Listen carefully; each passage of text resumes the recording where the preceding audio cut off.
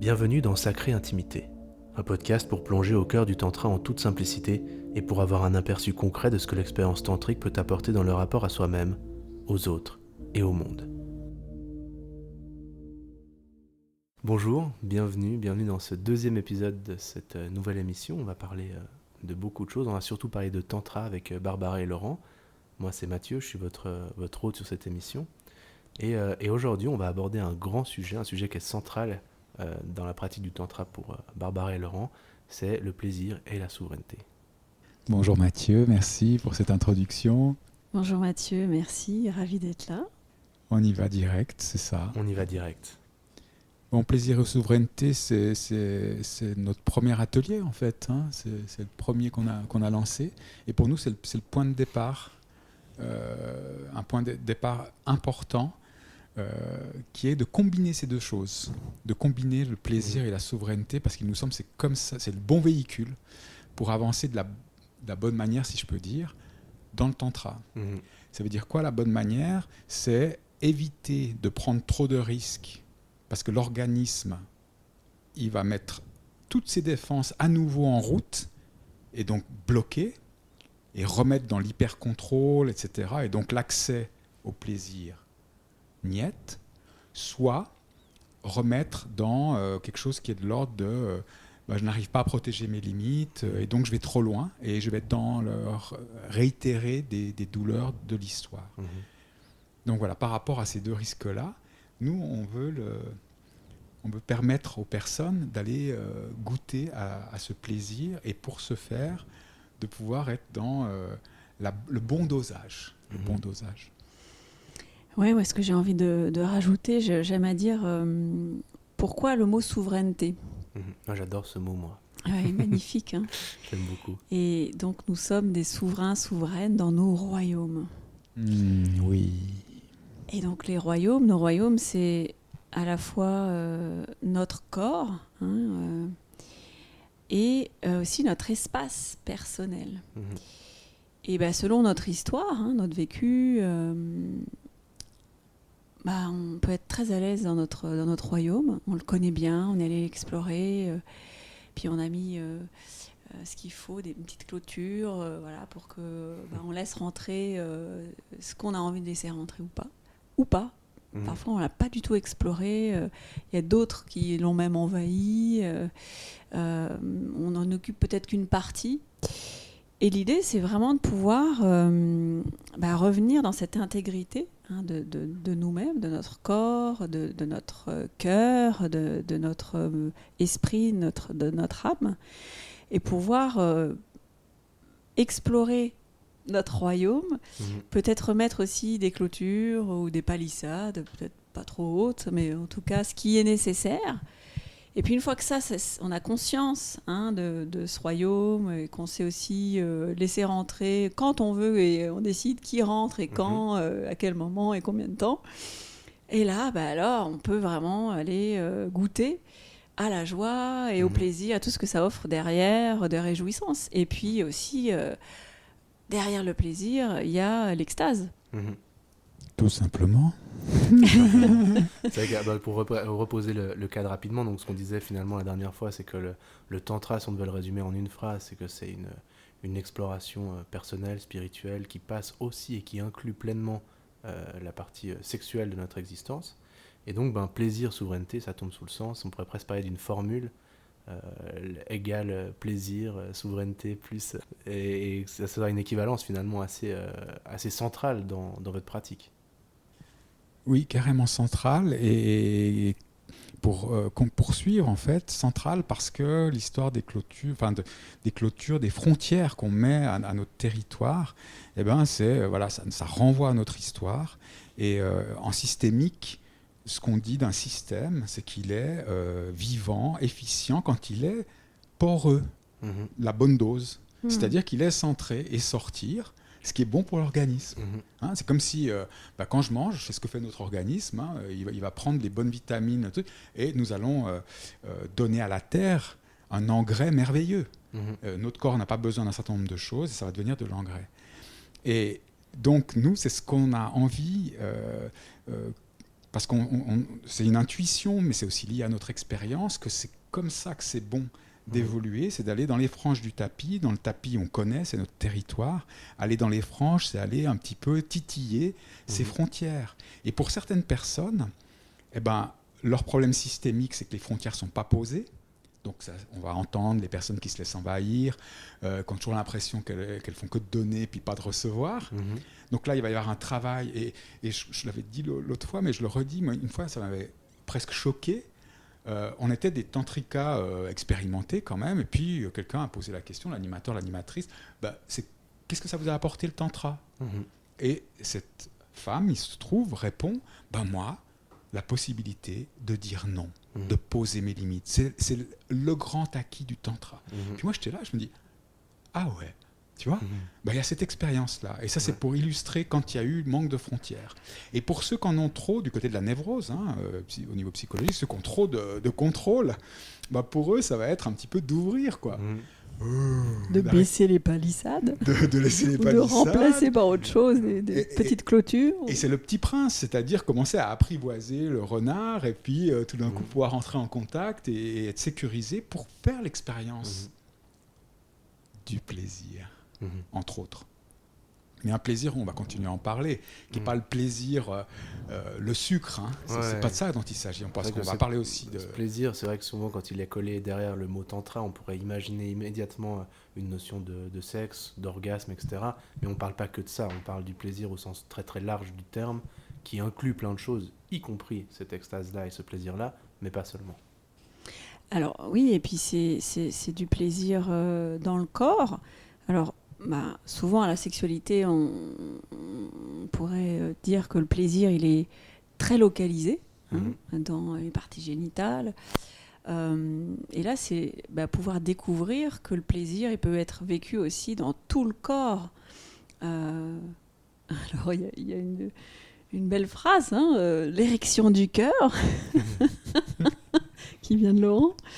On a vécu ça dans un stage ensemble. C'est que le cœur, il s'ouvre.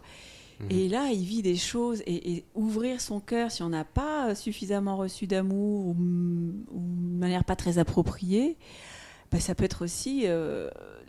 ça peut faire peur, en fait, de sentir que son cœur, il s'ouvre et qu'il y a une énergie, il y a quelque chose, ça pétille. Et il y a du plaisir derrière ça. Pas uniquement dans les parties sexuelles ou génitales, mais aussi dans le cœur. Et puis aussi dans l'esprit, d'avoir ce pétillement, ce plaisir à partager un moment avec quelqu'un, à connecter, à danser pendant le massage avec quelqu'un. Il y a aussi ce plaisir-là. Donc c'est un plaisir qui a aussi envahi tout le corps. Et tout l'être. Ouais, et c'est joli. Et alors là, peut-être je parle en tant qu'homme aussi, mais c'est vraiment les parties génitales dans la sexualité chez les hommes en particulier. Mais alors peut-être tu me corrigeras parce que tu as repris cette expression aussi. Mais en fait, on connaît que ça. Je veux dire, si on prend juste notre éducation, il y a personne. Sauf des personnes qui sont initiées toutes seules, ça arrive, qui vont avoir une expérience justement d'un orgasme complet. Mais pour les hommes, c'est un chemin charmant. Ouais, tout à fait. C'est un chemin que j'ai initié un petit peu avec le sextao, plutôt en travail plus solitaire. Mais c'était un apprentissage de se dire que le plaisir, y compris dans la sexualité, pouvait être beaucoup plus large que dans le sexe, mais qu'au finalement, on pouvait avoir des sensations dans tout le corps, on pouvait avoir des spasmes, qu'on pouvait rire, qu'on pouvait avoir des sensations qui allaient jusqu'au bout des doigts.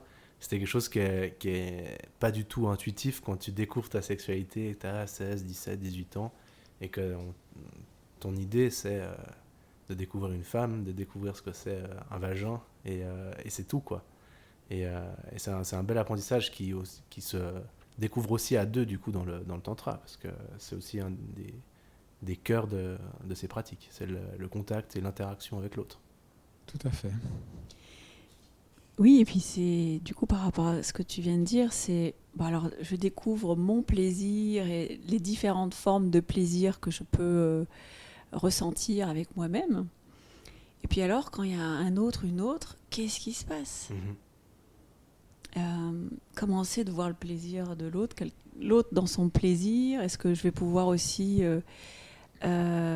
montrer mon plaisir? Il y a aussi ça en fait derrière, essayer d'être à l'aise avec cette découverte de notre propre plaisir et puis peut-être aussi du plaisir de l'autre.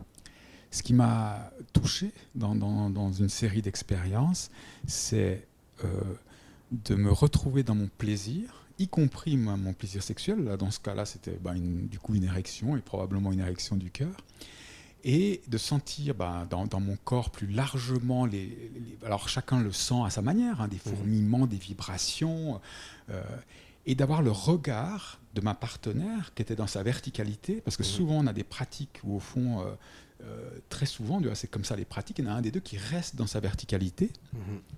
C'est pas on peut dire, c'est pas comme faire l'amour, c'est vraiment différent. C'est une pratique où il y en a un des deux qui reste dans sa verticalité pendant que l'autre explore son plaisir, toujours dans toutes les limites qu'on a dit, de pouvoir dire oui, non, etc. Et moi, de voir le regard de l'autre, d'oser être regardé et de me sentir profondément aimé dans le regard, dans mon plaisir. Et moi, là, ce qui s'est passé plusieurs fois, c'est les larmes. J'ai commencé à pleurer, quoi. Pleurer parce que, c'est ce que je crois chez moi, hein, aussi quand je pleure pour les autres, parce que moi je suis un pleureur, on dit ça de certaines femmes d'Afrique du Nord, mais moi je pleure parfois pour les autres, d'avoir des larmes d'une tellement grande joie d'être dans une zone nouvelle, avec un plaisir extrêmement important, et un regard en face, tout simplement de dire c'est ok, un regard aimant. Waouh. Puis il y a aussi autre chose qui est appréciable en tant que femme, c'est en tout cas ça l'a été pour moi, c'est de pouvoir recevoir notamment un massage, avoir beaucoup de plaisir, et effectivement l'homme qui reste dans sa verticalité, et ça va rester comme ça pendant tout le temps du massage. Il n'y a pas d'atteinte d'objectif particulière, de pression à aller atteindre quelque chose, là où il peut y avoir cet enjeu dans la sexualité amoureuse ou dans le couple. Et là, c'est pouvoir vivre ce plaisir, et l'autre, non, il est là à mon service. Et c'est tout. C'est tout. C'est pas tout, mais c'est voilà. J'ai cru comprendre que dans ce genre de pratique comme le massage, qui se pratiquait notamment à deux, même dans l'intimité d'un couple, par exemple, il était de rigueur plus ou moins de se mettre d'accord avant s'il y avait rapport sexuel après le massage ou non, et que c'était un accord qui était pris au préalable, et que le massage il avait de valeur de ce qu'il était, et qu'il n'était pas juste un préliminaire, par exemple. Est-ce que c'est juste, ou est-ce que ça n'a rien à voir avec le tantra? Alors, ça a sûrement à voir avec le tantra, mais ça ne nous arrive pas parce que, comme dans nos stages, il n'y a pas de pénétration, du coup. Alors bon, après, c'est vrai que ce que font les couples dans leur chambre, nous, pour l'instant, c'est nous, mais je sais qu'il y a d'autres manières de pratiquer. Il y en a qui vont dire, si possible, pas de rapport, même certains animateurs, animatrices. Donc, il y a plusieurs configurations. Mais pour nous, ça ne nous arrive pas. Par contre, ce qui est intéressant, et j'aimerais profiter de ce que tu relèves, puisqu'on est venu sur le plaisir, donc on a le plaisir de la sexualité, avec l'excitation, avec cette montée vers l'orgasme dans la sexualité traditionnelle, plutôt à obédience masculine quand même, il faut le dire. Voilà, montée, orgasme, et puis chez l'homme, la chute de l'énergie, voire l'endormissement, ou s'il y a plus de vitalité, on recommence, quoi. Et là, comme dans le toucher, dans le massage tantrique, en fait, il n'y a pas de volonté d'excitation.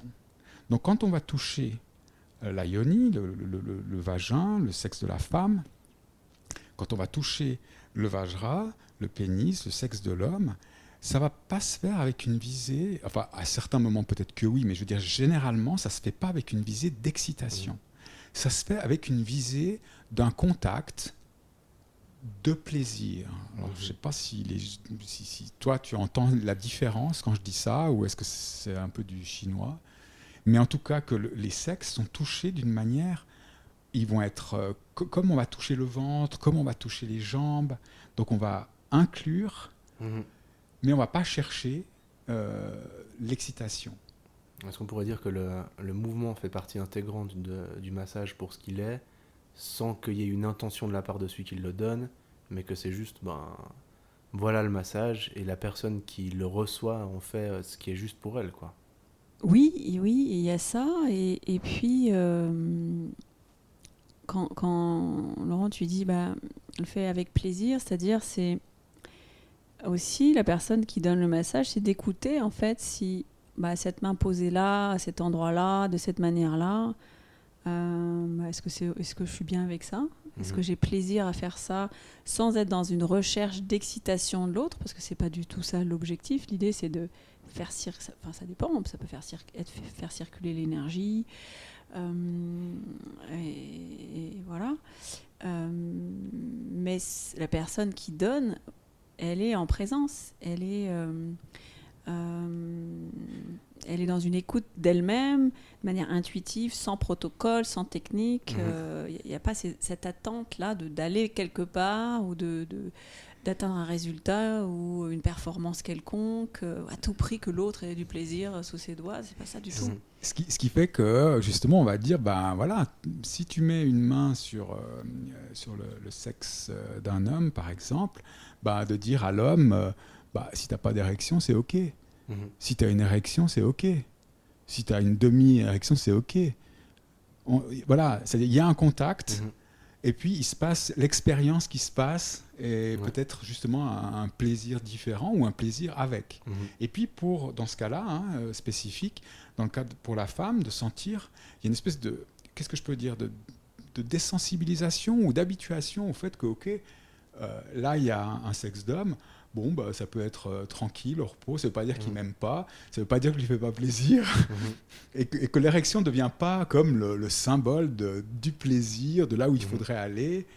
Voilà, il y a une espèce moi je parle de normalisation, tu vois, de normalisation de l'érection ou de la non-érection. Ok, c'est là, c'est agréable quand c'est là, et ça peut être très agréable quand c'est pas là. C'est pas l'objet, c'est ce que tu disais, c'est pas l'objectif. L'objectif, c'est vraiment, est-ce que je suis là en contact ? Comment est-ce que moi je touche ? Est-ce que j'ai du plaisir dans le toucher ? Est-ce que moi qui suis touché, est-ce que j'ai du plaisir ? Est-ce que c'est OK ? Est-ce que je peux respirer là-dedans ? Et peut-être que oui, peut-être que non. Et donc finalement, la question qui me viendrait là, c'est en termes de cadre, finalement, le protocole, il est plus dans la manière dont on va établir justement ce cadre sécurisant, mais le massage en tant que tel, il n'a pas forcément de protocole ou de technique, parce que sinon, si on a une liste de mouvements absolument à suivre, c'est très difficile à concilier avec justement cette souveraineté qu'on propose à la personne qui reçoit le massage aussi. Tu es très fort, Mathieu Bolomé. C'est ça. Oui. Il est très fort, il est très fort. Mais oui, c'est pour ça qu'on est là avec lui. Mais oui, carrément. Et ce qu'on aime à dire, c'est vrai que là, samedi, on était sur un atelier sur l'amour au bout des doigts, donc sur le toucher tantrique. Déjà, c'est de dire, en fait, un massage, alors on dit massage tantrique, mais ça n'est pas comme un massage bien-être où il y a une personne qui est là, qui donne un massage avec souvent un protocole, des techniques, telle partie puis telle autre. Et là, c'est complètement différent. Alors, même si certains animateurs, certains stages dans le massage, vont aller sur des approches, une manière d'aborder spécifiquement, mais à l'origine, il n'y a pas de massage tantrique. Ça, c'est venu avec le néo-tantra. Et comme tu dis, l'idée, c'est que les deux soient dans leur souveraineté, c'est-à-dire il y a quelqu'un qui va donner et quelqu'un qui va recevoir. Mais même quand je reçois, je ne suis pas là statique à juste recevoir. Je suis à l'écoute de moi-même, de ce qui se passe. Est-ce que je veux plus de pression, moins de pression ? Est-ce qu'il y a une zone, je m'abandonne, mais en même temps, je suis en conscience. Et quand je donne, également, je vais donner, alors, en étant ma présence, ma conscience, dans mes doigts, dans mes mains, et et après laisser faire les mains, et puis après ça peut devenir une danse sur le corps de l'autre. Et samedi, ce qu'on dit à un moment donné, c'est si tout d'un coup vous sentez dans votre manière de donner que vous n'y êtes pas, que c'est trop fort, arrêtez-vous. Ouais. Arrêtez-vous. Et revenez à... Alors, il y a un mot qui est utilisé, la tiane, qui est traduit par le mouvement spontané. Et effectivement, il me semble que tu l'as dit tout à l'heure, mais on a envie de revenir à qu'est-ce qui se passe quand je reçois ce massage. Et c'est pour ça que dans les pratiques, on invite au mouvement. Je suis un massé, entre guillemets, je suis un receveur actif. Et donc, je vais peut-être même bouger mon corps. Je vais peut-être offrir mon dos, parce que c'est là que j'ai envie d'être touché. Ou je vais me retourner, ou je vais me mettre sur le côté. Donc on est vraiment... C'est une danse. Moi j'aime bien ce mot que tu dis, voilà, c'est une danse. Mais par contre, il y a deux rôles. Ouais, c'est une co-création finalement. Complètement. Aussi. Et ça me fait penser, du coup, on a évoqué évidemment la souveraineté de celui qui reçoit le massage, mais elle est aussi très importante, celle de celui qui donne. Et ça me fait penser à un exercice qu'on a fait en fin d'initiation, où le hasard des choses a fait qu'on s'est retrouvés entre hommes pour l'exercice. Et même quand on était tout à fait OK, qu'on n'avait pas de restriction de zone, on disait ok, moi faites votre truc, c'est ok. Naturellement, il n'y a aucun homme qui était, par exemple, ok de toucher les parties génitales de l'autre homme. Et ça s'est fait naturellement. Mais c'était du coup la souveraineté de celui qui donne. Et même avec l'autorisation, ça se fait naturellement de là je suis ok de toucher, là j'ai envie de toucher, là j'ai pas envie de toucher, etc. Et finalement, ça se fait de manière assez naturelle dans les deux sens, quoi. Et alors, oui, c'est... Est-ce que ça a été fait de manière implicite? C'est ça que tu dis?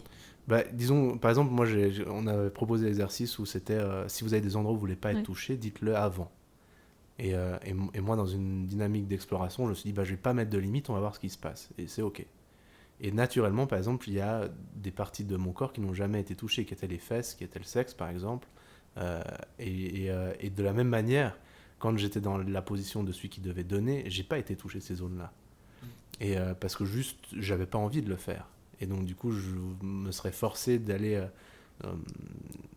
il y a la question qui se pose presque à un moment, de se dire ok, la personne n'a pas donné de limite, est-ce qu'elle attend de moi que j'aille explorer cette partie là, et en même temps moi j'ai pas envie de le faire, donc je le fais pas, quoi. Et le cadre posé de justement de souveraineté fait qu'on se sent ok, et qu'on se dit c'est pas important tellement ce qu'il attend, moi je donne ce que je suis prêt à faire.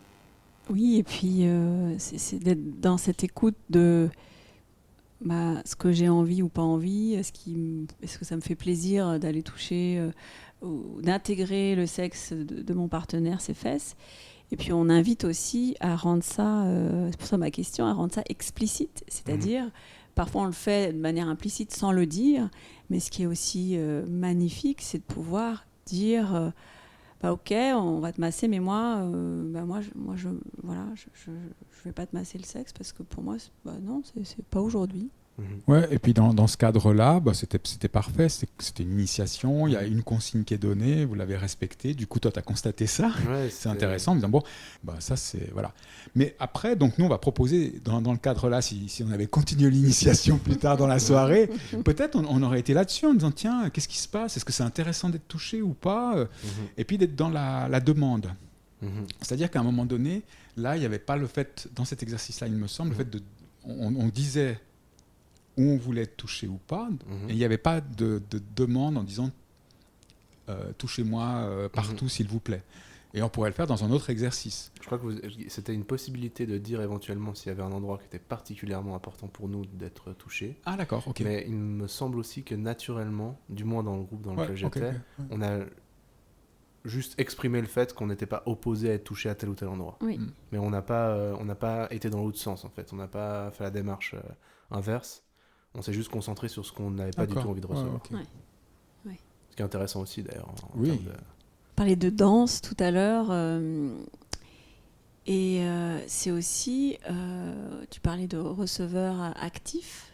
Pour moi, c'était une grande forme de plaisir de pouvoir justement faire des demandes pendant que je suis massée, de pouvoir bouger mon corps, de me retourner et d'être dans cette liberté en fait de mouvement, d'expression, pour pouvoir moi aller à la recherche de mon plaisir. Et et d'aider en fait mon donneur ou ma donneuse à pouvoir cheminer avec moi dans cette montée du plaisir dans ce que je pouvais recevoir. Oui, c'est fantastique, avec le consentement comme règle permanente, génial. Ben, moi, j'ai envie de ça, j'ai envie que tu me masses là, est-ce que c'est OK? Enfin, on ne le dit pas avec les mots, mais chaque fois, il y a, dans cette danse, comme tu disais, il y a le donneur et le receveur qui tous les deux sont impliqués dans est-ce que c'est OK? Est-ce que je suis prêt à aller plus loin? Et évidemment, quand ça va plus loin, là, on découvre un champ dans la bienveillance, dans l'amour, le plaisir qui va rejoindre ce qu'on disait dans l'émission précédente quand même, qui est ce côté extatique en fait, qui est quand même visé à travers nos pratiques, quoi. C'est-à-dire d'un plaisir qui vient habiter l'ensemble du corps, du cœur, de l'esprit, à travers ce mouvement de recherche spontanée, comme tu viens de le décrire. Et puis aussi, quand tu donnes et que tu vois la personne qui reçoit avoir beaucoup de plaisir et justement, alors, qui est dans ce mouvement-là de recherche, c'est bon, et je reçois, même quand je donne, mais là je reçois, et puis moi aussi j'ai plaisir, et j'ai envie, et je suis mon partenaire pour l'accompagner dans son plaisir, et j'ai plaisir, il y a quelque chose qui est ascendant, ouais, c'est merveilleux.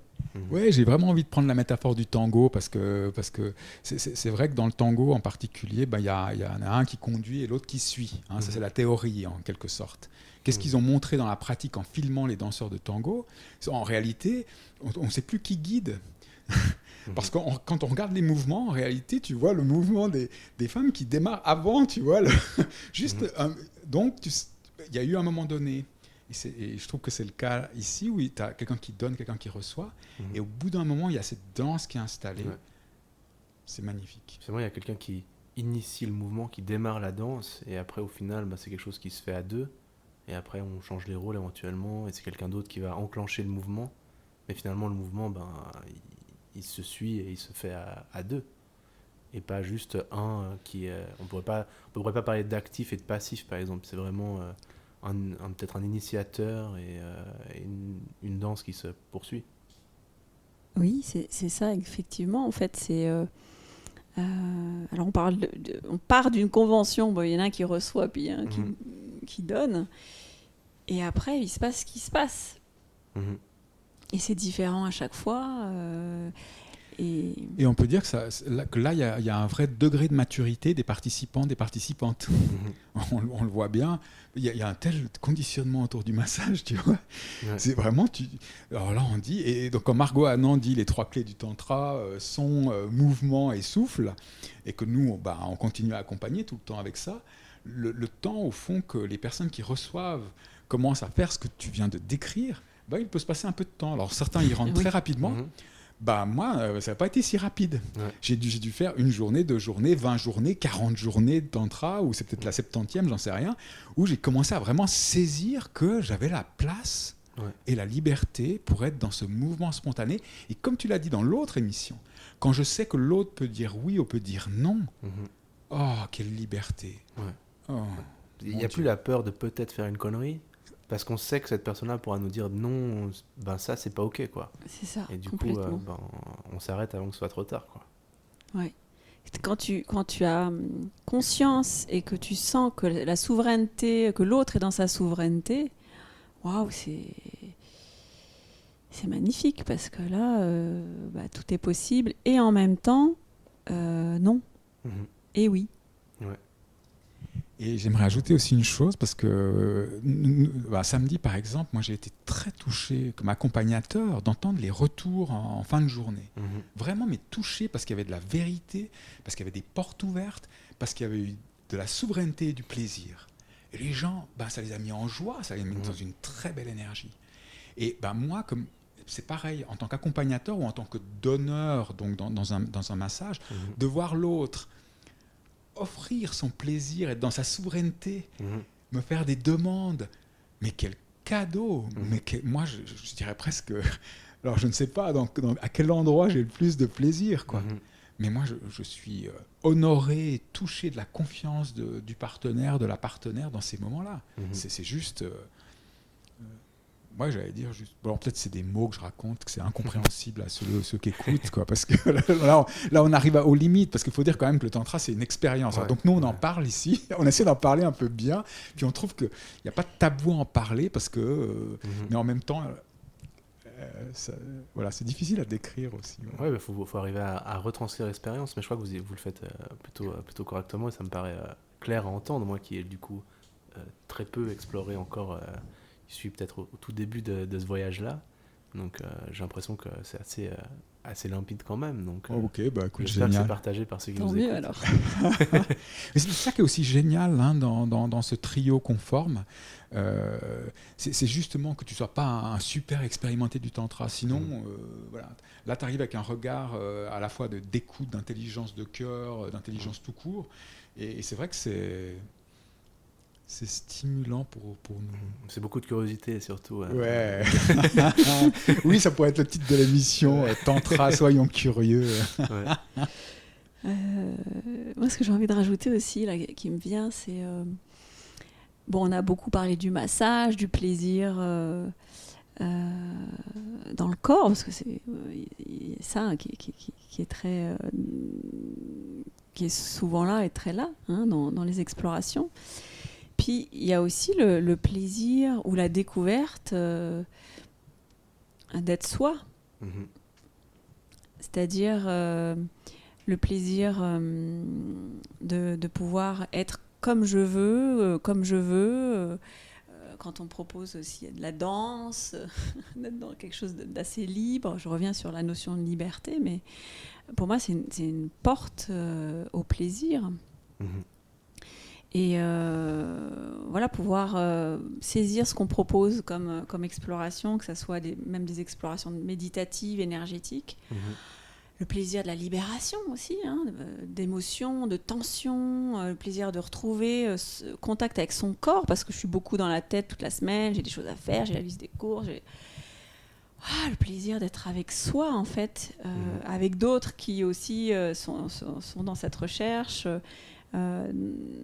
aussi dans un espace qui est bienveillant, où je peux être aussi dans une authenticité vulnérable, et ça, ça fait du bien, en fait. Pour moi, c'est aussi ça le plaisir. Alors, on va pas aller rechercher ça dans ce qu'on propose, mais il y a ça qui émerge aussi. Ouais.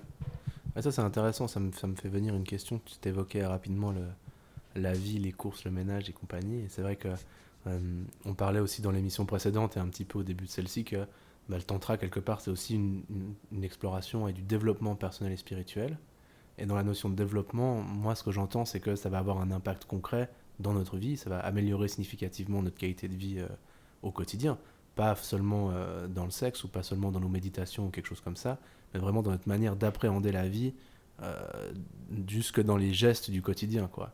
Et donc, du coup, dans votre expérience, ces concepts de plaisir et de souveraineté, comment ils se transforment, comment ils prennent vie dans votre vie, quelque part. Et ça va peut-être répondre aussi à la question de pourquoi explorer le tantra, pourquoi aller essayer, quoi.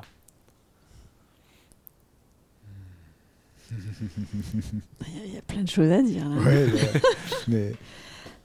Vas-y. Ouais, justement, sur plaisir et souveraineté, c'est par exemple sur la question des demandes et des oui, des non, du consentement, qui vient se poser dans le tantra sur des questions qui sont j'aimerais bien être touché de cette manière, donc je fais ma demande et on fait ces pratiques-là, ou bien comment est-ce que tu aimerais me toucher, c'est comme ça, oui, non. Je dirais d'augmenter l'affirmation de soi. Alors il y a des stages, moi j'anime, dans mes animations sur la communication constructive, l'affirmation de soi est très présente. Tu vois, mais dans la relation usager-client, la relation patient... en fait, là, tu as une expérience vraiment concrète, énergétique, qui va avoir de l'impact.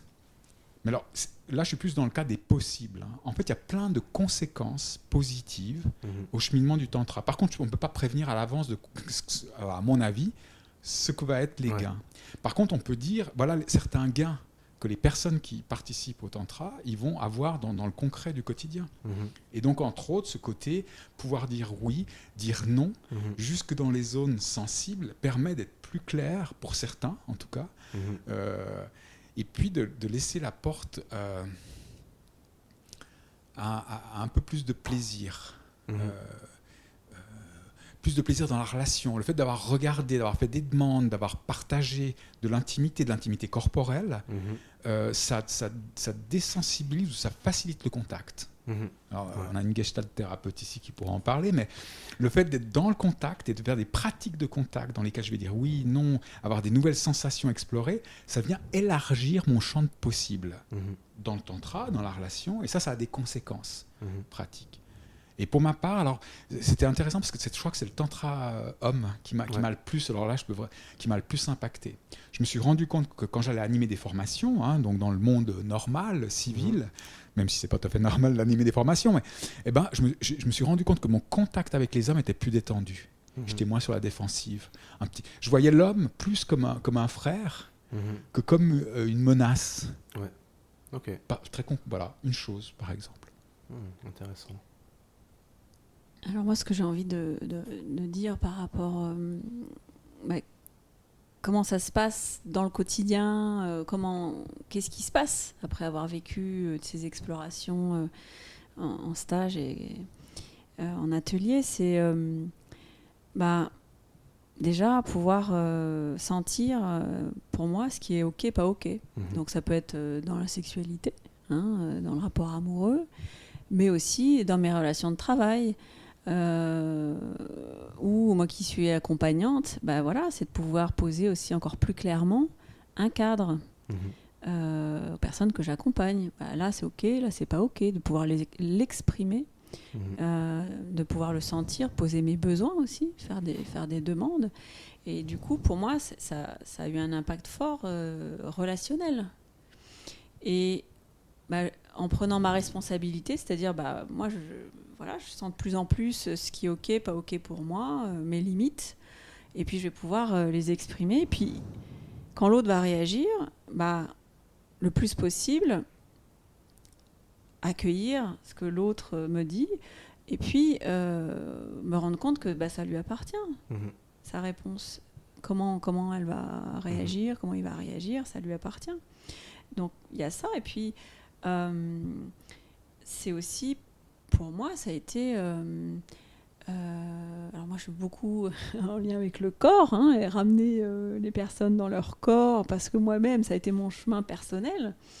C'est comment je peux développer mes sensations, ma sensibilité, ma vulnérabilité, que ça soit dans ma relation amoureuse, intime, de couple avec Laurent, mais aussi toutes les personnes que je peux rencontrer, parce que je suis à l'aise avec ça, j'ai exploré ça, et je suis aussi plus à l'aise avec mon corps, avec mon plaisir. Moi, une chose aussi, c'est autour de la vitalité. C'est-à-dire, c'est quand même... c'est comme ça que moi, je comprends le tantra. Tu vois, aussi ça qui m'a percuté, quoi. C'est-à-dire Shiva, la vitalité... Shiva, la conscience, Shakti, la vitalité, tu vois, dans ces côtés Shakti. C'est de recontacter ma vitalité dans les pratiques tantriques. Autour de la danse, de la rencontre, du souffle... Et ça, il y a un gain dans le sens de pouvoir réactiver. Alors après, je trouve que là, ça a été difficile avec les confinements, avec le moins de rencontres, etc. Mais de pouvoir mobiliser, de connaître le degré de vitalité dans lequel je peux me retrouver. Et de pouvoir le mobiliser à travers des pratiques de méditation et des choses comme ça. Donc voilà, je trouve une vitalité, le gain concret, c'est une vitalité plus élevée. Voilà. Ouais.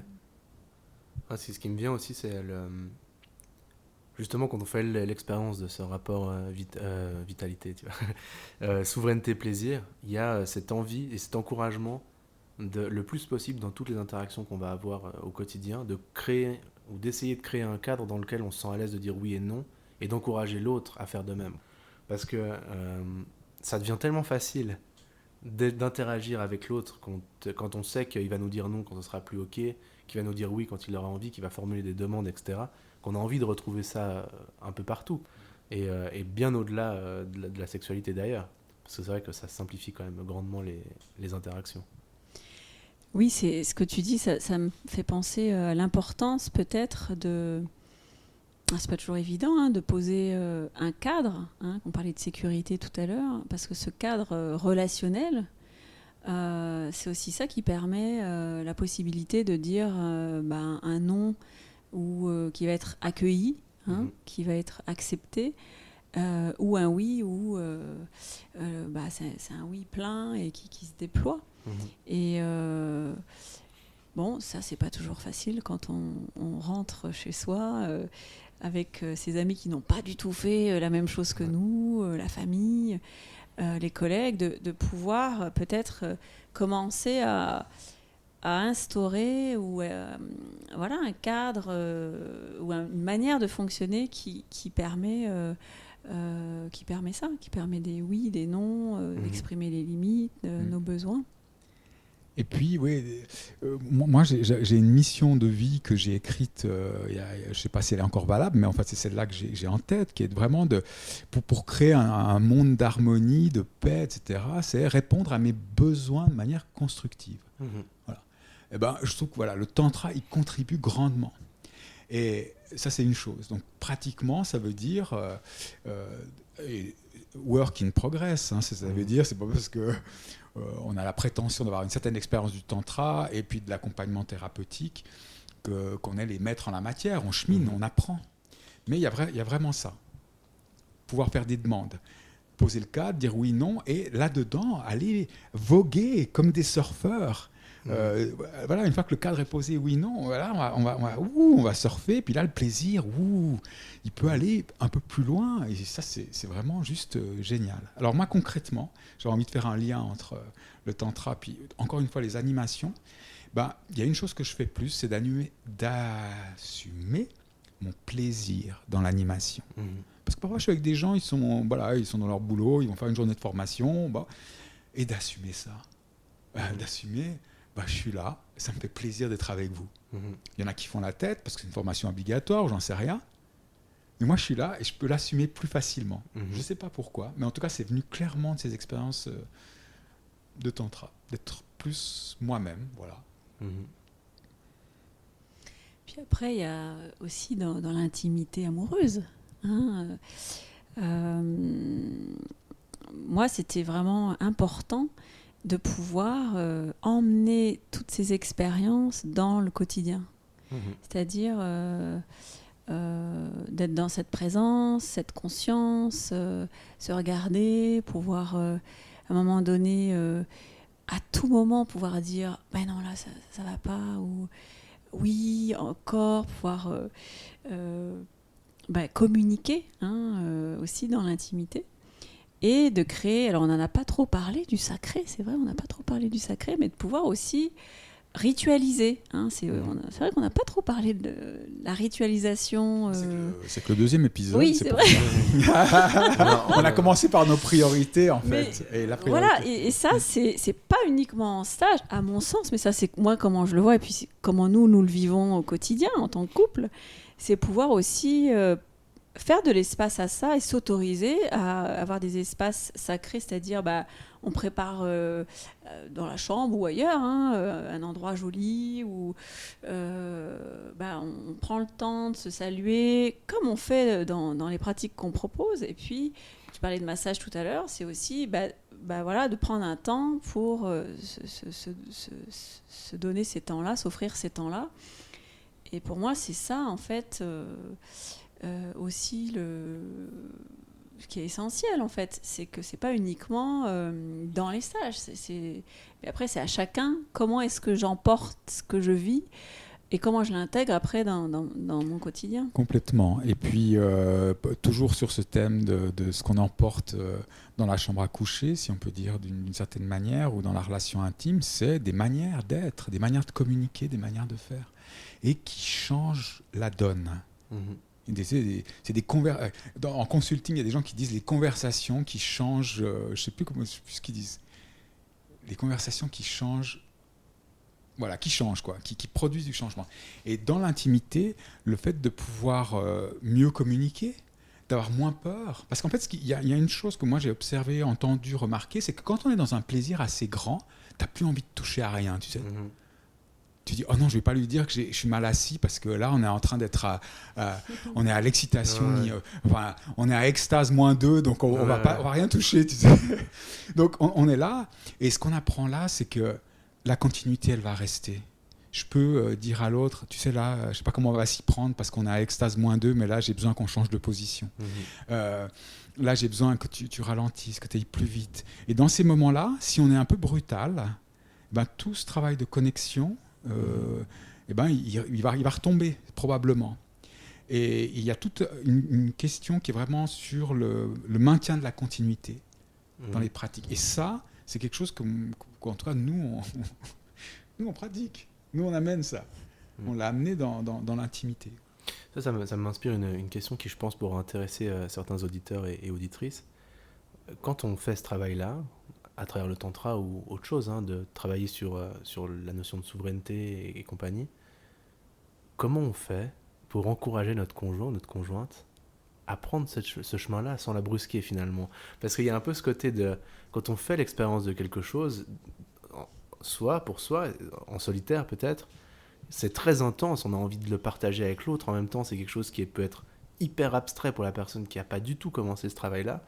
Comment on fait? On peut raconter les témoignages, on peut parler de nous, on peut parler de... là, on parlait de l'atelier samedi. Y a des personnes qui proposent à leur conjoint, viens partager ça, j'ai envie de le partager avec toi. Là, il y a une initiation ou il y a un atelier, viens. Ça, c'est une des choses que font les gens. Et il y a des risques à ça. On a eu des témoignages. Qu'est-ce que dit un couple? Ils disent par exemple, ah oui, j'avais fait 3 jours, c'était beaucoup trop, je suis content de revenir à un samedi. Donc on voit que pour la personne ça a été trop, donc ça a plutôt fermé. Là on est nouveau dans l'histoire des franges du tapis, c'est-à-dire est-ce que notre conjoint, notre conjointe est prête? Et puis comment... Et il y avait une femme qui est venue en couple. Nous, on l'a trouvé génial. Tu me diras si tu es d'accord. Mais elle a dit, moi, je viens là, en fait, pour rencontrer mon homme, mon compagnon, d'une manière différente. C'est ça que j'ai envie d'expérimenter. C'est de le rencontrer dans ce contexte particulier. Et lui, il a accepté. Il a accepté de venir et ils ont eu effectivement de la nouveauté. Et la personne a vécu plutôt une expérience positive. Mais il peut... C'est comme quand dans les couples, il y en a un qui fait de la thérapie pendant que l'autre n'en fait pas. Il y a un moment donné, c'est compliqué.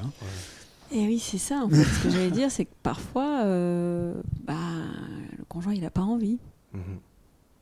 Et donc, la femme ou l'homme... moi, les exemples que j'ai, c'est plutôt les femmes, mais elles y vont quand même. Elles y vont quand même et elles continuent leur propre cheminement. Mais c'est vrai qu'à un moment donné, alors là, je parlerai que en mon nom, c'est quand tu goûtes à cette manière de rentrer en relation, à cette manière de vivre la sexualité, revenir vers autre chose, et il n'y a pas de jugement, mais revenir vers autre chose, ça n'a pas la même saveur. Donc, oui, il y a des questions qui peuvent se poser. Alors après, comment faire? Là, je dirais, c'est selon chaque couple, chaque histoire... En tout cas, il y a une prise de risque, moi je crois, comme celle de quand tu demandes à l'autre d'aller faire de la thérapie, parce qu'au bout d'un moment, tu en as marre de faire tout le travail, ce qui est normal. Il y a vraiment il se creuse un écart. J'avais une idée en tête, elle m'échappe maintenant, à propos de couples, justement, qui voilà, ça me reviendra. Sur le fait d'emmener son partenaire, sa partenaire, mais je ne l'ai plus en tête. Moi, ce que j'aurais envie de dire, c'est pour celui ou celle qui hésite, c'est peut-être d'écouter des podcasts qu'on fait. Oui, mais tu as raison, parce que... Mais oui, pour celui qu'on a fait ensemble. Saisir l'ambiance, ou qu'est-ce qu'on y fait, et ça parle au cœur, ça parle pas au cœur, au corps ou à la tête. Et puis, c'est bon aussi qu'il y ait des doutes, il y ait des résistances, des peurs. C'est parce que on va un petit peu en dehors de la zone connue. Mais après, si si le conjoint ou la conjointe n'a pas envie d'aller faire cette exploration-là, on peut pas. Tu vois. Et moi, j'avais l'exemple ce dont je voulais parler, c'était l'exemple de personnes qui ont fait du tantra. Je trouve que c'était une amie et c'était une femme. Une collègue en fait, qui est aussi animatrice. Et puis dans notre cheminement, on a eu plusieurs fois l'occasion de partager sur relations amoureuses, ce qui se passait. Et puis elle racontait les rencontres qu'elle faisait avec des très chouettes hommes. Et puis il y a des moments, il y a un truc qui coinçait, quoi. Elle me disait mais je sais pas quoi faire parce que j'aimerais que. Alors elle me disait oui, il est très tantrique comme ça, mais il y a des moments où il y a envie de partager avec des mots, envie de. Et là, au bout d'un moment, en tout cas, moi, ce que j'avais dit, et c'était peut-être un très mauvais conseil, j'en sais rien, mais c'est vraiment ce que j'avais sur le cœur, je lui ai dit, mais tu as besoin de rencontrer quelqu'un qui a cheminé comme toi, un petit peu, pour avoir un certain vocabulaire commun, une expérience, pas commune, mais des référents communs. Parce que c'est quand même 1000 fois plus facile que quand il y a cet écart qui est assez grand. Entre l'un et l'autre. Là, je parle pour le tantra, mais c'est valable aussi pour le développement personnel. Au bout d'un moment, on voit bien. Moi, mon expérience, c'est que dans les couples, au bout d'un moment, quand il n'y en a qu'un qui fait le travail, complètement, ça fonctionne difficilement. Ouais, tout à fait. Plaisir et souveraineté. Moi, j'avais envie d'amener une petite phrase qu'on a relevée samedi à propos du toucher, parce que je trouvais qu'elle était vraiment très très belle. Pourquoi plaisir et pourquoi le plaisir? Mais le plaisir, quand même, il faut dire une chose, c'est que c'est de l'oxytocine, c'est de la sérotonine, c'est un renforçateur de l'immunité, c'est un renforçateur de notre énergie, et puis c'est pour ça pourquoi on s'occupe du plaisir comme ça. Mais c'est pour ça que je disais en tout début, c'est pas le sucre. Parce qu'on sait, moi j'adore, je me gère, mais je me gérerai pas. Un bec à miel qui se gère. Mais le problème de ça va être la dopamine, si je ne dis pas trop de bêtises. En tout cas, c'est normal, c'est plutôt le truc court, le truc bref. Et là, dans le tantra, ce qui est intéressant par rapport au plaisir tantrique, c'est qu'on vient sur plutôt les hormones du bonheur. C'est comme ça qu'on les appelle. Donc ça, je veux dire, ça c'est vraiment un truc que je voulais relever. Et à propos du corps, moi j'avais noté une phrase, je ne sais pas d'où je la sors, simplement que la place du toucher dans le tantra, entre parenthèses, le néo-tantra, ça c'est moi qui l'ai écrit, est fondamentale. Et puis qu'il est une des portes de l'amour, le toucher donc, il est une des portes de l'amour, de la réconciliation, voire de la guérison vers un corps joyeux. Voilà. Et plaisir et souveraineté, pour moi, c'est les outils, presque, pour faire ce chemin-là. C'est très intéressant de parler de manière peut-être aussi plus pragmatique et plus presque scientifique de tout ça. Dans les deux grandes idées reçues qu'on entend beaucoup sur le tantra, c'est ce côté un peu sulfureux qu'on a pu un peu évacuer lors de la première émission, et puis il y a aussi ce côté un peu perché.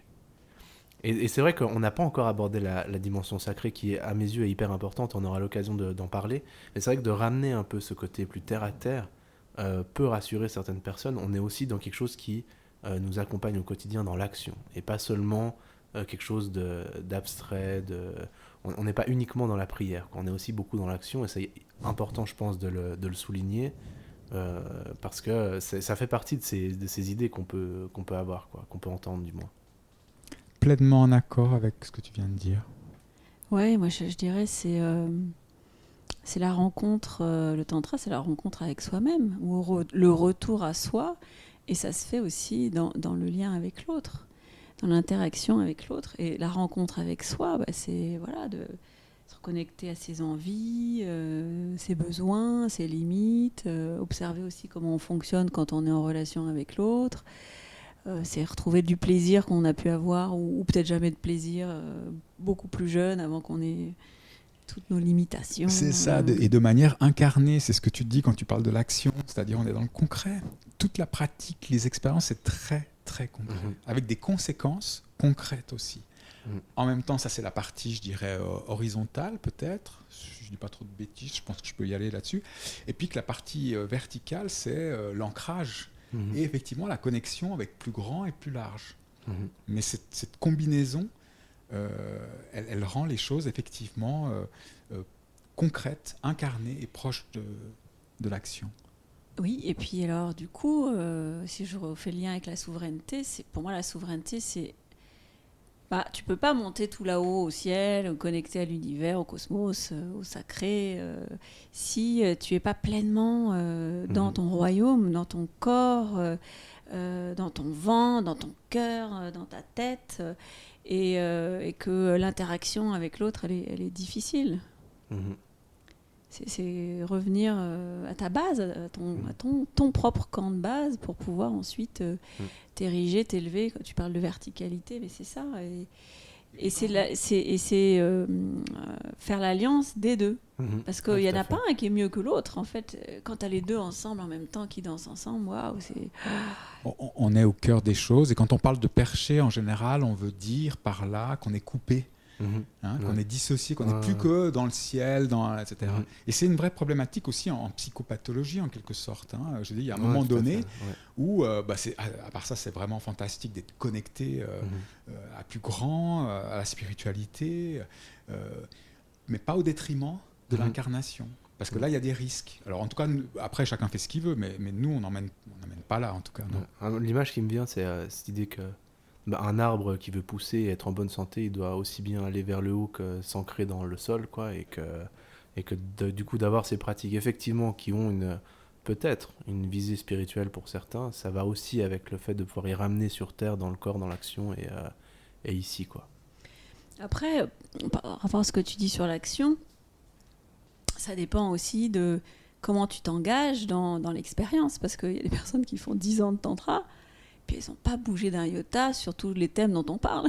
Enfin, je suis un peu caricaturale, mais... À peine. C'est comme ceux qui font 10 ans de thérapie, dans une certaine thérapie, et puis au bout d'un moment, ça tourne en rond, quoi. Il y a quelqu'un qui parlait de... Bon, c'est en anglais, c'est... spiritual entertainment, en fait c'est du divertissement spirituel. C'est je vais danser, je vais avoir du plaisir, on va faire des expériences, puis ils reviennent chez eux, puis en fait ils passent à toute autre chose. Pour moi, c'est passer à côté de l'essentiel, mais ça c'est ma vision et c'est peut-être il y a du jugement. Je la partage avec toi. Mais c'est nous en tout cas la manière dont on voit les choses, c'est oui, c'est incarné, et puis derrière c'est une voie d'évolution personnelle. C'est derrière, qu'est-ce que t'en fais? C'est pour dans ta vie, être en lien avec ta vitalité, développer aussi ta conscience, ton énergie. À mon sens, c'est ça, en fait, ça sert à ça. Magnifique. On arrive gentiment à l'heure d'enregistrement, là, de nouveau. Un mot de la fin peut-être sur plaisir, souveraineté, pour clôturer cet épisode. Je sais pas. Non, je crois que tu étais prête, là, je te vois. Non, tu vas bon. Moi, j'ai en fait juste le mot. C'est délicieux, quoi. Moi, c'est ça qui me vient. Ouais, moi, j'ai la même chose, c'est-à-dire, dans plaisir et souveraineté, c'est ce qui me permet de retrouver l'enfant libre en moi. Oui. Et moi, je peux en pleurer maintenant, immédiatement, de le dire. Ouais. Et on a eu des partages ensemble dans des pratiques, dans ces moments-là où tout d'un coup je peux vivre le plaisir, la sensualité dans la joie innocente presque quasiment, quoi. Donc oui, c'est ça, moi plaisir et souveraineté c'est et en même temps l'enfant joyeux avec l'adulte conscient et ils dansent ensemble. Magnifique. C'est plein de très belles promesses, on va se laisser là-dessus. Comme d'habitude, il y aura toutes les informations sur Pas de l'âme tantra dans la description de cet épisode pour pouvoir contacter directement Barbara et Laurent pour lui poser toutes les questions que vous avez envie de leur poser. Et puis on se dit à très bientôt pour une nouvelle émission. Ciao, ciao. Merci, à bientôt. Merci Mathieu.